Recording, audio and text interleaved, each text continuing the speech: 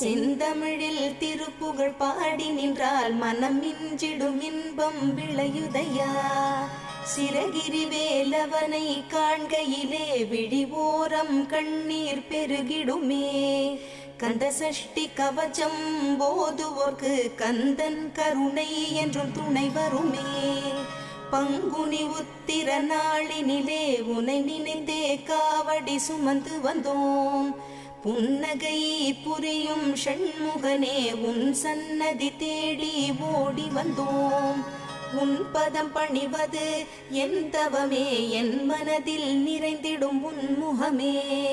ஷண்முக பிரிய குஹ குரு சரவணனே வந்தே இன்னருளை தர வேண்டும்.